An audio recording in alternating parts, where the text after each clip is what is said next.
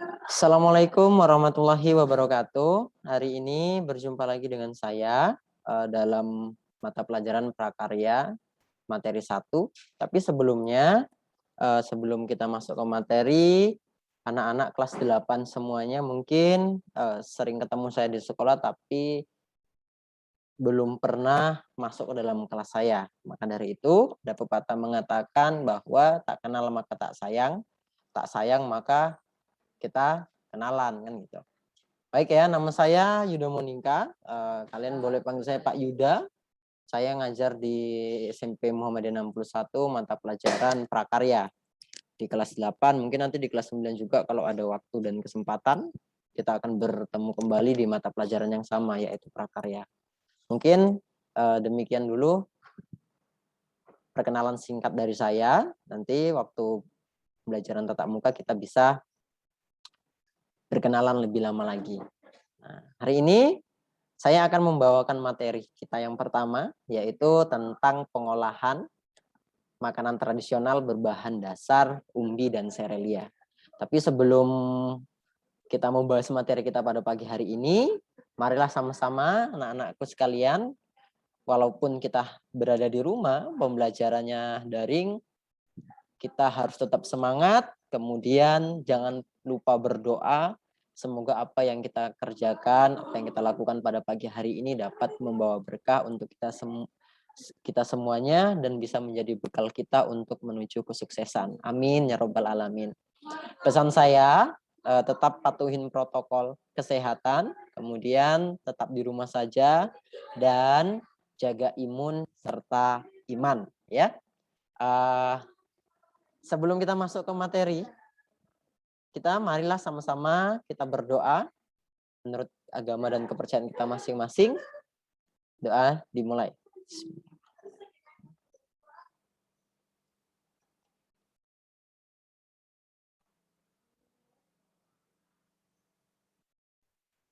Doa selesai. Anak-anak Bapak sekalian, tolong fokus dan siapkan buku prakarya. Bukunya cukup satu aja, nanti di situ catatan dan di situ latihan ya. Kalau bisa bukunya tolong disampul menggunakan kertas minyak berwarna hijau ya, khusus untuk prakarya. Jadi siapkan buku satu untuk catatan dan tugas, untuk mencatat dan mengerjakan tugas mata pelajaran prakarya. Nah, sebelum kita masukin materi, ini saya ada video yang ingin saya bagikan. Selamat sebagai ucapan selamat datang ya. Dan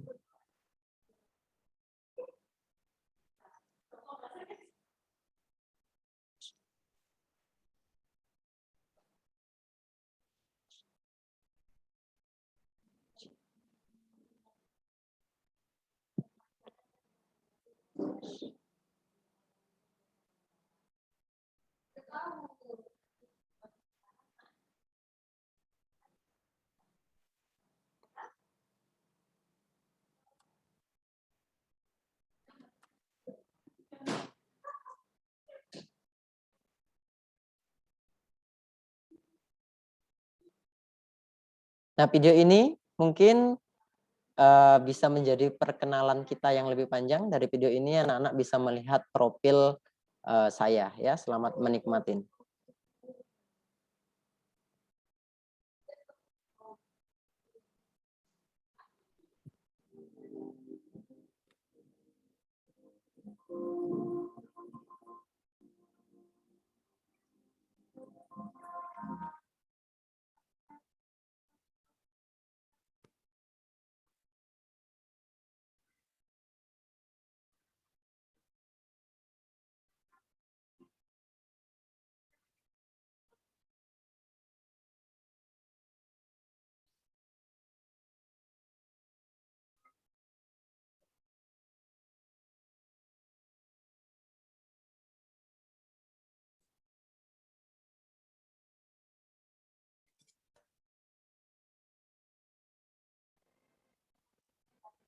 Namaku Yuda Monika. lahir di Sawitrejo 8 Juli 1996 dari pasangan Ayahanda Daniel Monika dan Ibunda Sartia. Terlahir dari keluarga yang kurang mampu secara ekonomi, membuat diriku sebagai pribadi yang tangguh dan tegas. Aku teringat kala itu harus melakukan beberapa pekerjaan yang hasilnya kugunakan untuk membantu kedua orang tua. Keadaan yang serba pas-pasan mendorong diriku untuk terus berprestasi. Alhamdulillah, prestasi akademik dan non-akademik terus kupersembahkan untuk keluarga. Dan pada akhirnya, ketakutanku untuk tidak dapat melanjutkan kuliah muncul. Beberapa pinangan dari universitas terbaik di Indonesia, salah satunya dari Politeknik Pertanian Pembangunan Negeri Magelang dan Universitas Syekh Kuala Banda Aceh, harus kulepas karena keterbatasan biaya. 2014 sampai dengan 2018 adalah waktu yang paling berharga bagi, sebab di waktu itu aku bisa membuktikan kepada semua orang yang berkata, apa bisa anak tukang becak dan Allah jawab, bisa. Aku kuliah dengan program beasiswa di Indonesia, di mana pada beasiswa ini aku dibebaskan membayar uang kuliah selama 8 semester dan mendapat uang saku setiap bulan.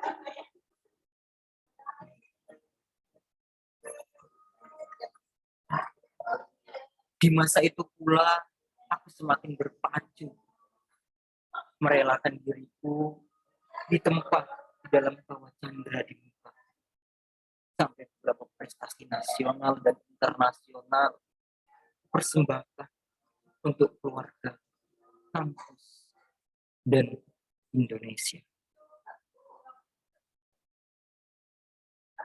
Tidak berhenti di sini. Allah ternyata membawa diriku mendetailkan salah satu mimpi yang pernah kutulis di tahun 2014, yaitu merasakan bagaimana kuliah di kota pelajar, di kota terbaik di Indonesia, yaitu Yogyakarta. Ikut menjadi pelopor berdirinya organisasi Persatuan Mahasiswa Bidik Misi Universitas Pembangunan Pancasila dan mengantarkanku menjadi wakil ketua pertama periode 2016-2017 organisasi shelter prestasi yang mempersiapkan sumber daya manusia Universitas Pembangunan Pancasila yang tidak hanya cakap di prestasi akademik, tetapi cakap di prestasi non-akademik dan memiliki jiwa kepemimpinan, serta prestasi yang sangat membanggakan bagiku. Aku turut mempersembahkan acara nasional yang penuh gengsi, yaitu Gebyar Mahasiswa Bidik Misi Indonesia, serta memberikan jawaban kepada semua orang yang tidak percaya apa mungkin universitas swasta di Kota Medan bisa mampu mengundang Bapak Bidik Misi, yaitu Profesor Muhammad Nur. Tetapi saat itu aku membuktikan acara Gebyar Mahasiswa Bidik Misi Indonesia edisi 2017 adalah acara gembira tersukses yang pernah terselenggara karena aku dan beberapa panitia mampu mengundang Bapak Bidik Misi ke Universitas Pembangunan Pancasila Medan, yaitu Bapak Profesor Muhammad Nur. Kini masanya aku akan mendetailkan mimpiku selanjutnya, bahwa mati setelah menerangi adalah jalan yang harus diperjuangkan. Mengabdikan diri di dunia pendidikan adalah cara diriku untuk berterima kasih kepada Indonesia. Belajar dengan para pemimpin agar mengerti cara memimpin adalah hal yang harus aku lakukan, karena mimpi selanjutnya adalah menjadi pemimpin yang terpimpin di negeri ini.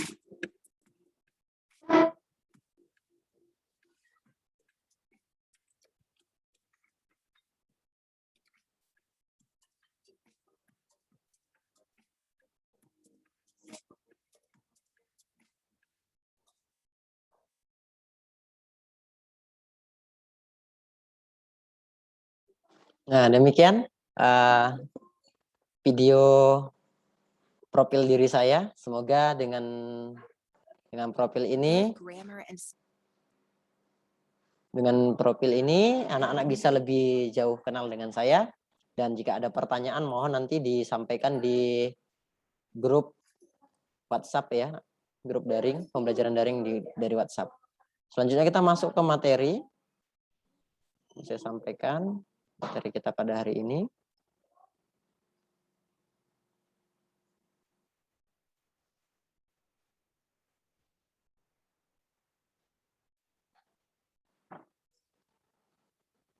Nah, ini materi kita ya.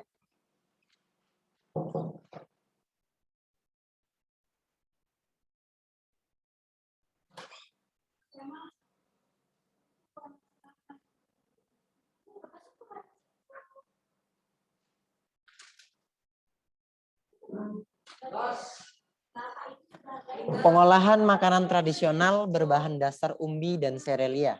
Materi kita yang pertama. Nah, anak hari ini kita mungkin agak sedikit lapar ya melihat slide saya, melihat PPT yang saya tampilkan, karena kita melihat beberapa makanan tradisional yang terpampang tapi secara virtual, tidak asli.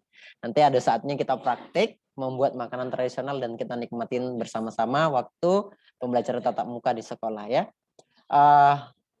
Makanan tradisional, anak-anak sekalian yang saya banggakan dan saya sayangin, mungkin tidak di antara kita tidak ada yang tidak mengenal apa itu makanan tradisional. Walaupun sebenarnya belum saya jabarkan apa itu makanan tradisional. Hampir setiap hari atau bahkan tiap minggu mungkin orang tua kita di rumah mengolah singkong atau mengolah ubi rambat menjadi makanan tradisional ya. Atau orang tua kita membeli di kedai atau di pasar untuk dikonsumsi di rumah. Jadi tidak ada mungkin yang tidak kenal dengan makanan tradisional kita semua. Nah, materi kita yang pertama kita akan membahas apa pengertian makanan tradisional. Yang kedua, ciri-ciri makanan tradisional. Nah, yang ketiga, pengertian, perbedaan, contoh umbi dan serelia. Nah, yang keempat nanti ada tugas dan refleksi. Anak-anak yang saya sayangi dan saya banggakan, mohon kita fokus sejenak untuk mendengarkan materi yang saya sampaikan, dan harapan saya banyak pertanyaan yang timbul dari pemaparan materi yang saya sampaikan sehingga terjadi diskusi dua arah. Jika ada materi yang tidak dimengerti atau kurang paham dan ada pertanyaan yang ingin didiskusikan, mohon ditulis di grup WhatsApp kita dan segera akan saya jawab. Kita akan melaksanakan diskusi. Baik ya, kita masukin yang pertama, yaitu satu, pengertian makanan tradisional. Nah, kita lihat nih yang di atas nih. Ini contoh makanan tradisional. Nah, kalau di beberapa daerah disebut sebagai jajanan pasar ya. Tahu jajan pasar atau jajanan pasar. Kita lihat apa sebenarnya pengertian dari makanan tradisional. Nah, makanan tradisional adalah makanan yang diolah atau diproduksi secara tradisional. Yang pertama, makanan tersebut diolah. Diolah artinya dibuat, kemudian diproduksi secara tradisional. Nah, secara tradisional itu mungkin masih menggunakan kompor kayu, kemudian masih menggunakan alat-alat yang masih tradisional sekali, ya. Dan diturunkan secara turun-temurun. Jadi makanan tradisional itu yang pertama diolah menjadi diolah atau diproduksi secara tradisional, kemudian makanan tersebut diturunkan. Misalkan saya sebagai orang tua atau ibu saya di rumah, kebetulan ibu saya suku Jawa, kita banyak makanan tradisional dari suku Jawa ya. Kemudian dibuat oleh ibu saya, lalu diturunkan kepada saya. Nah, inilah salah satu sifat dari makanan tradisional. Di daerah tertentu, nah ini dia. Jadi diturunkan secara turun-temurun di daerah tertentu. Mungkin kalau di Jawa, makanannya itu ada getuk, kemudian ada tiwul, Tapi kalau di Medan beda lagi. Mungkin kalau di Medan ada ombus-ombus, kemudian ada lemang, kemudian ada ikan arsik dan sebagainya. Jadi dibuat dan dibuat secara tradisional, diturun-temurunkan di daerah tertentu di wilayah Indonesia. Wilayah Indonesia ada 35 provinsi, dari Aceh sampai ke Papua. Setiap daerah memiliki makanan tradisionalnya masing-masing, yang pastinya diolah secara tradisional, kemudian dibuat secara turun-temurun, diwariskan secara turun-temurun di wilayah tersebut, ya. Nah, kita lanjut. Produksi makanan tradisional. Nah, ini ciri-cirinya. Yang pertama, satu, menggunakan peralatan masak yang tradisional. Apa, Nak? Contoh satu peralatan masak tradisional yang anak-anak ketahui. Silakan. Ya, benar sekali ya. Jadi ada tampa misalkan. Tahu ya tampa ya? Nah, tampa itu nampan yang terbuat dari bambu misalkan. Kemudian ya belanga. Nah, belanga itu adalah kuali ya atau panci yang terbuat dari tanah liat. Jadi salah satu ciri makanan tradisional itu satu diproduksi atau diolah menggunakan peralatan masak tradisional. Itu yang cirinya yang pertama. Selanjutnya yang kedua, dibungkus secara tradisional. Misalkan menggunakan dedaunan. Jadi di materi yang akan datang saya akan memperkenalkan teknik atau pembungkusan makanan tradisional yang rata-rata makanan tradisional itu dibungkus menggunakan dedaunan. Ada beberapa daun yang bisa digunakan untuk membungkus makanan tradisional. Yang pertama yang paling familiar mungkin anak-anak yang paling sering kita temuin di sekitar kita itu makanan tradisional dibungkus menggunakan daun pisang. Nah, seperti gambar di atas nih ya. Ini ada beberapa makanan yang dihidangkan menggunakan daun pisang. Ini dibentuk segitiga, kemudian digunakan untuk sebenarnya ini tidak membungkus ya, tapi ini untuk untuk hiasannya. Nah, ini juga pertama daun pisang ya. Yang kemudian daun apa lagi Pak? Kemudian ada daun jagung kering. Nah kalau misalkan sering main-main ke Perbaungan, pasar bengkel, anak-anak mungkin nanti sering melihat atau makan dodol. Dodol bengkel itu biasanya rata-rata dibungkus menggunakan daun jagung yang kering. Selanjutnya daun apa lagi Nak? Ya benar, ada daun jati ya. Daun jati itu Nak daun yang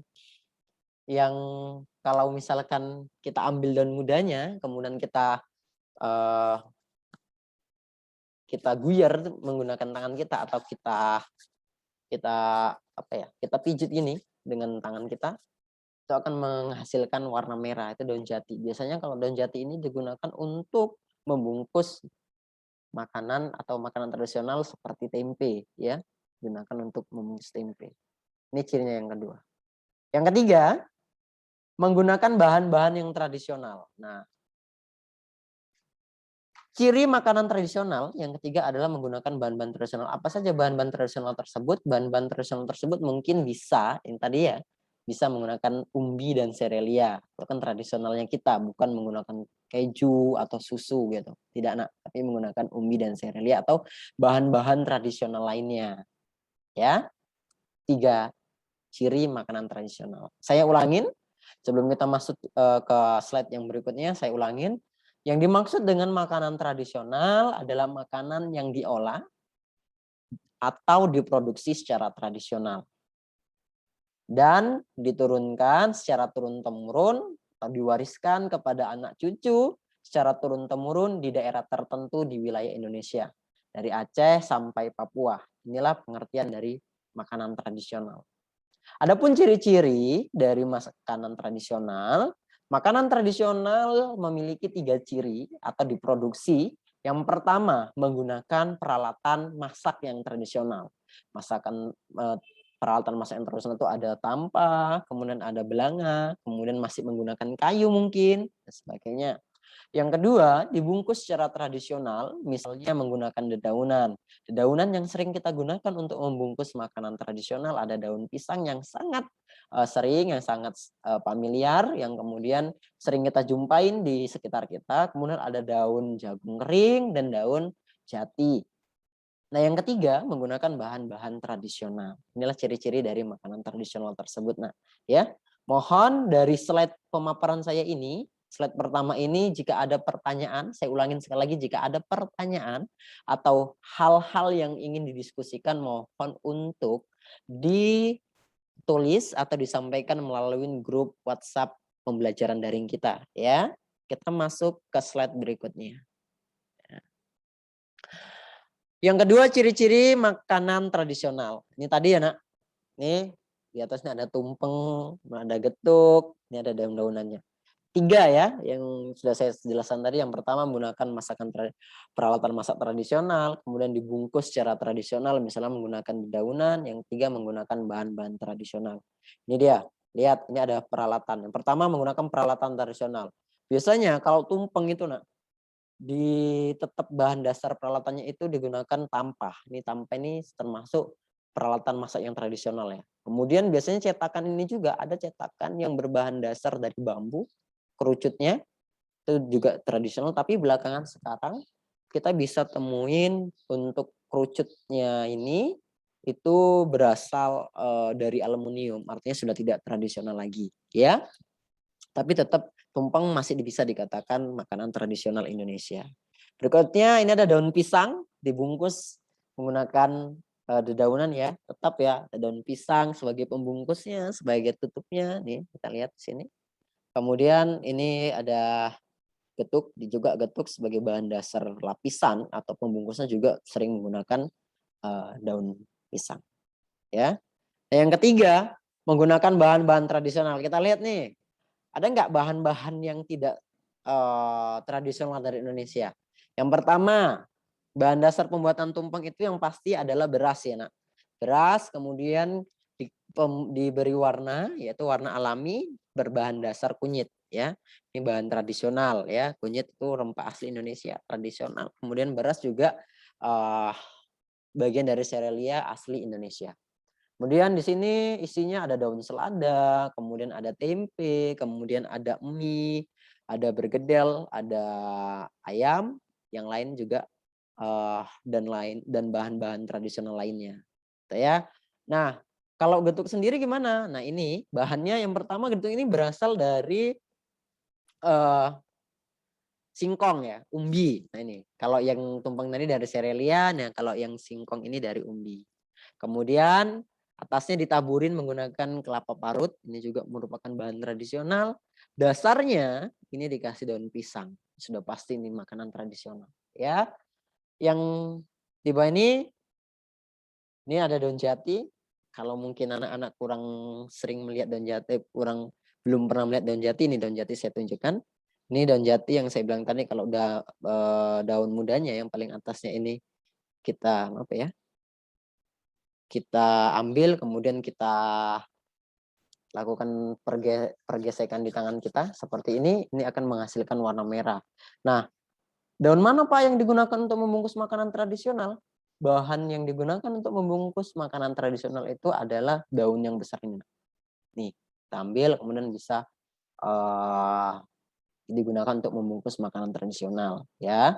Yang kemudian daun jagung kering. Nih, daun jagung kering ya sering digunakan untuk membungkus dodol.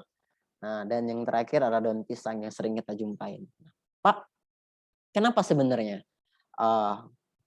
kok daun-daun ini bisa digunakan untuk membungkus makanan? Saya jelaskan ya, kenapa daun-daun yang ada pada tumbuhnya ada di Indonesia ini digunakan untuk membungkus makanan tradisional. Yang pertama, daun ini menghasilkan kalau digunakan untuk membungkus makanan tradisional ada menghasilkan aroma khas ya yang dikeluarkan masing-masing daun ini. Contoh daun pisang.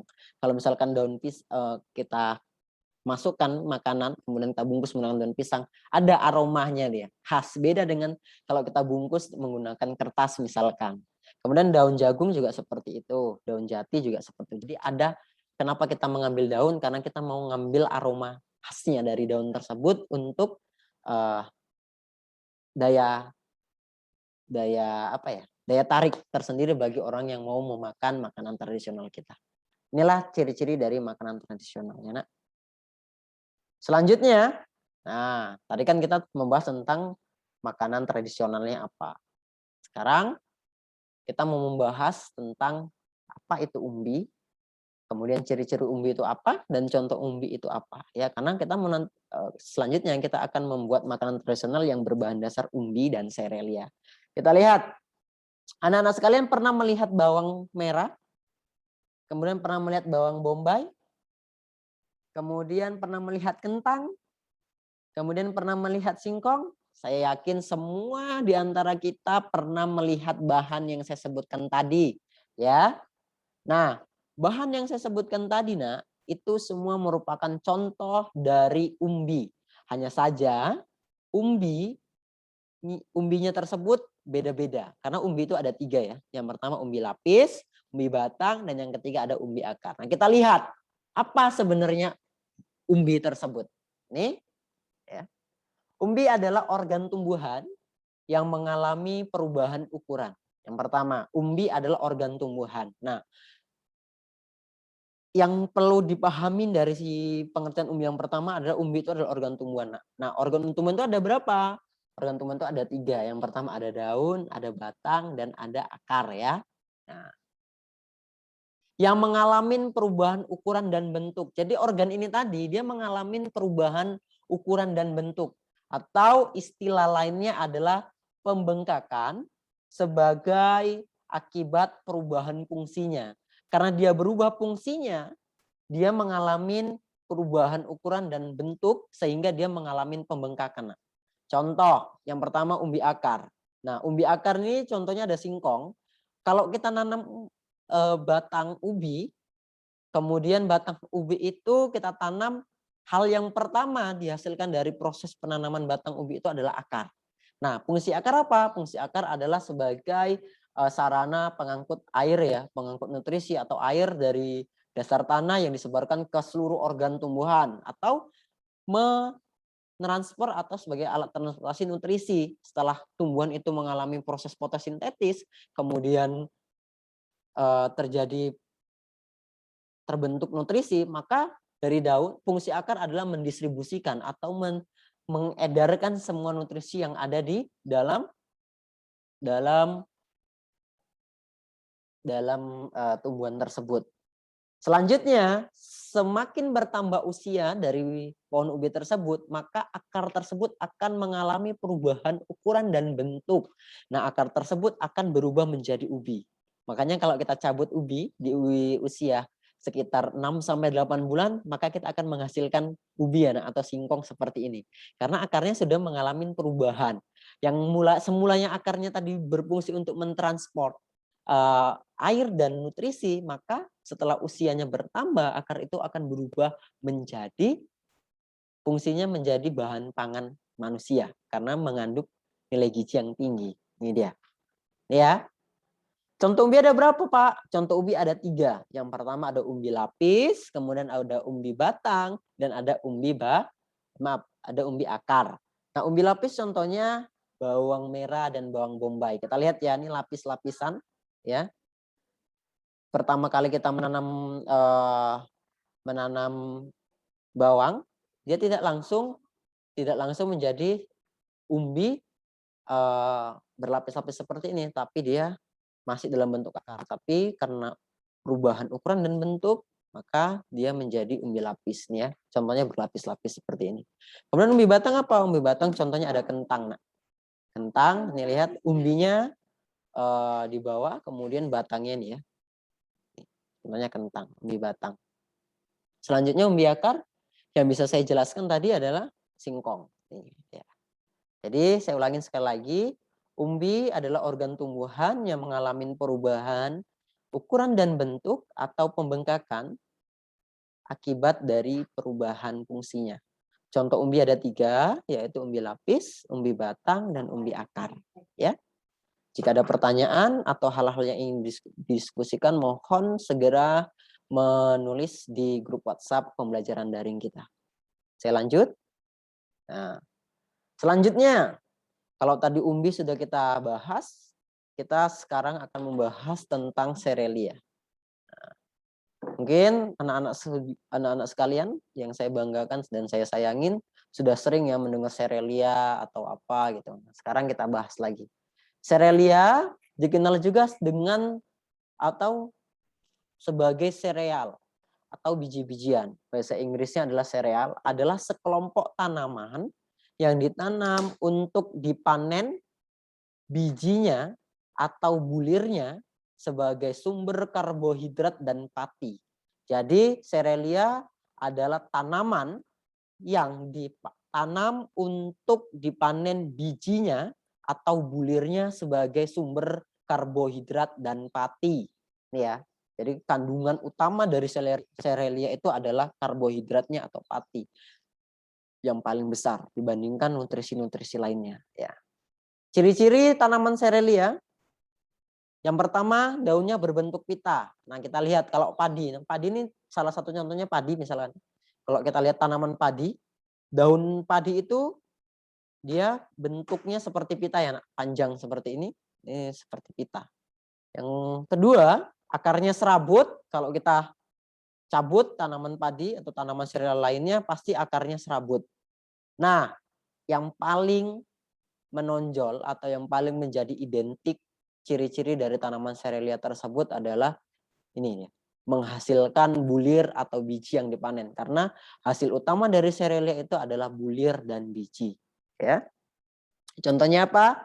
Yang pertama ada padi, yang kedua ada jagung, yang ketiga ada tanaman jali, yang keempat ada gandum dan lain-lain. Nah, ini yang mau saya sampaikan di hari ini adalah tanaman jali. Mungkin hari ini kita sudah tidak pernah lagi melihat tanaman jali, nah. Sudah termasuk tanaman langka ini. Padahal ini adalah salah satu tanaman serelia yang bisa diolah menjadi makanan tradisional, ya. Nah, ini jali sudah sangat sulit untuk kita jumpai di lingkungan kita. Gandum juga di Indonesia juga tidak ada, ya, tidak ada ditanam, tapi ada produknya karena diimpor dari luar negeri, khususnya dari India. Yang sering kita jumpain apa? Yang sering kita jumpain ada jagung, ini sangat sering sekali kita jumpain. Yang kedua ada padi, ini sangat sering kali kita jumpain. Sampai sini mungkin ada pertanyaan? Jika ada pertanyaan boleh disampaikan lewat grup WhatsApp, ya. Nah, dari macam-macam contoh dari di serelia, ternyata ada satu tanaman yang dijuluki sebagai King of Serelia. Nah, tanaman itu adalah jagung. Why? Kenapa? Jagung dijuluki sebagai the King of Serelia, ya. Rajanya sereal atau rajanya tanaman serelia. Kenapa? Apa alasannya? Pasti ada dasar dan ada alasannya kenapa jagung itu disebut sebagai rajanya tanaman serelia. Ya, mohon ini nanti dicari, ini sebagai tugas anak-anak sekalian, dicatat tugasnya kenapa jagung disebut sebagai tanaman King of Cerealia. Ya, ini tugas kita yang pertama. Ya, kita lanjut. Nah, akhirnya kita sudah sampai di pembahasan materi. Kita akan lanjut ke tugas. Tapi sebelum tugas, saya akan membagikan sedikit video ya. Ntar saya mau sampaikan tentang video.